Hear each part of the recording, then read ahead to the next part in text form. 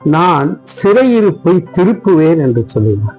இந்த சிறையிருப்பு என்பது நாம என்ன விருப்பப்படுகிறோமோ அது செய்ய முடியாம நெருக்கத்திலே ஒரு 4 சுவற்றுக்குள்ளாக நீங்கள் தனிமைப்படுத்தி உட்கார்ந்து கொண்டு இப்படியே இருந்ததுன்னா நான் எப்படி இருக்க போறேன்னு தெரியலையே என்று சொல்லி நம்முடைய வாழ்க்கை சிறை போல இருந்ததுன்னா அந்த சிறை இருப்பை மாற்ற போறேன்னு கர்த்தர் சொல்லுகிறார். பிரியமானவர்களே, எரேமியா 30வது அதிகாரம் 18வது வசனத்திலே கர்த்தர் சொல்லுகிறது என்னவென்றால், இதோ நான் யாக்கோபுடைய கூடாரங்களின் சிறையிருப்பை திருப்பி அவன் வாசஸ்தலங்களுக்கு இரக்கம் செய்வேன்.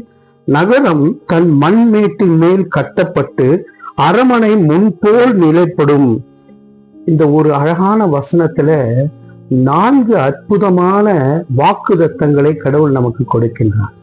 முதல்ல சொல்றாரு, நான் சிறையிருப்பை திருப்புவேன் என்று சொல்லுவார். இந்த சிறையிருப்பு என்பது நாம என்ன விருப்பப்படுகிறோமோ அது செய்ய முடியாம நெருக்கத்திலே ஒரு 4 சுவற்றுக்குள்ளாக நீங்கள் தனிமைப்படுத்தி உட்கார்ந்து கொண்டு இப்படியே இருந்ததுன்னா நான் எப்படி இருக்க போறேன்னு தெரியலையே என்று சொல்லி நம்முடைய வாழ்க்கை சிறை போல இருந்ததுன்னா அந்த சிறை இருப்பை மாற்ற போறேன்னு கர்த்தர் சொல்லுகிறார். இரண்டாவது, அவன் வாசஸ்தலங்களுக்கு இரக்கம் செய்வேன் என்று சொல்லுகின்றார். அந்த இரக்கம் நம்முடைய வாசஸ்தலத்துக்குள்ளாக வரும்போது கிருபை உள்ள வருகின்றது. பிரியமானவர்களே, அந்த கிருபையினாலே நாம நினைச்சதை காட்டிலும் exceedingly and abundantly more than what we think என்று வேதம் சொல்லுகிறதை போல அப்படி நமக்கு தேவைகளை பூர்த்தி செய்கின்ற இரக்கம் நமக்கு கிடைக்கின்றது. முதல்ல பார்க்கிறோம், சிறையிருப்பை திருப்புகின்றார். சிறையிருப்பை திருப்பும் போது இரக்கம் நமக்கு கிடைக்கின்றது. நகரம் தன் மண்மேட்டின் மேல் கட்டப்பட்டு, அதாவது உடைந்து போன வாழ்க்கையை திரும்பவும் மண் மேட்டின் மேலே கட்டப்பட்டு இருக்கின்றதை பார்க்கின்றோம்.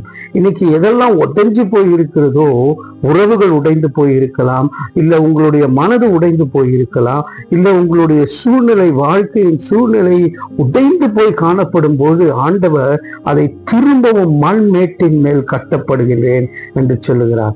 வேலையில உடைந்து போயிருக்கலாம், உங்களுடைய பிசினஸ் உடைந்து போயிருக்கலாம், எது உடைந்து போயிருந்தாலும் மண் மேட்டின் மேலே கட்டப்படும். சிறையிருப்பை திருப்புவேன், வாசஸ்தலங்களுக்கு இரக்கம் செய்வேன். நிறைவாக பார்க்கும்போது அரமனை முன்போல நிலைப்படும் என்று சொல்லுகிறார். அது ரொம்ப ஃபிவுலஸா இருக்காது, நிலை நிற்கக்கூடிய அரமனை போல இருக்கும் என்று சொல்லி பார்க்கின்றோம். அந்த பேலஸ போல நம்முடைய வாழ்க்கை திரும்பும் என்று பார்க்கின்றோம். பிரியமானவர்களே, நெல்சன் மண்டேலாவை குறித்து நாம் அறிந்திருக்கிறோம். கருப்பினத்திற்காக சவுத் ஆப்பிரிக்காவிலே போராடினவர். 27 வருடங்கள் அவர் இம்ப்ரிசன்மெண்ட், சிறையிருப்புல இருந்தார். பார்த்துருங்க, ராபின் ஐலாண்ட் என்று சொல்லப்படக்கூடிய ஒரு தனிமைப்படுத்தப்பட்ட ஒரு தீவிலே அவர் தனிமையாக அந்த தீவுல இருக்கக்கூடிய சிறையிலே அவர் போடப்பட்டிருந்தார் 27 வருஷங்கள். அதிலிருந்து வெளியே வந்த பிறகு கடவுள் எப்படி உயர்த்தினார் தெரியுங்களா? இந்த எளிய மக்களுக்காக நீ குரல் கொடுத்தாயே என்று சொல்லி he was made the president of South Africa. பாருங்க, 27 வருஷமாய் சிறையிருப்புல இருந்தவர் வெளியே வந்ததுமே அந்த இடத்திலே அவர் பிரசிடென்டாக மாறுகின்றார். யோசேப்புடைய வாழ்க்கையை நினைத்து பாருங்கள். அவர் சிறையிருப்புல இருந்தாரு, நினைச்சு கூட பார்க்க முடியாத சூழ்நிலை. ஆனா வெளியே வரும்போது, கர்த்தர் அழைக்கும் போது, உயர்த்தும் போது யாராலையுமே தடுக்க முடியாது. அவரை எப்படி பார்வோனுக்கு அடுத்தபடியாக உட்கார வைத்தாரோ அப்படி உங்கள் வாழ்க்கையும் கூட ஆண்டவர் சிறையிருப்பை மாற்றுவார், வாசஸ்தலங்களை இரக்கம் செய்வார். ஆண்டவர் நம்முடைய நிலைப்பாடுகள் மண்மேட்டிலே கட்டப்பட்டிருக்கும். ஆண்டவர் அதே போல அரமனை முன் போல நிலைப்படும் என்று சொல்லுகின்றார். தலைகளை தாழ்த்தி தேவனை நோக்கி பார்ப்போம். அன்பின் பரலோக பிதாவே, இந்த அருமையான நேரத்திலே கர்த்தாவே, உடைந்த உள்ளத்தோடு யாரெல்லாம் இதை கேட்டுக்கொண்டு இருக்கின்றார்களோ அவர்கள் வாழ்க்கை கட்டப்பட ஆண்டவரே நீர் பாதுகாத்து கொள்ளும்படியாக இயேசுவின் நாமத்திலே ஆண்டவரே நாங்கள் ஒப்புவிக்கிறோம். அவர்களை பாதுகாத்து கொள்ளும், வழி நடத்தும், சிறையிருப்பை மாற்றும்படியாக இயேசுவின் மூலம் ஜெபிக்கிறோம் நல்ல பிதாவே. ஆமேன், ஆமேன்.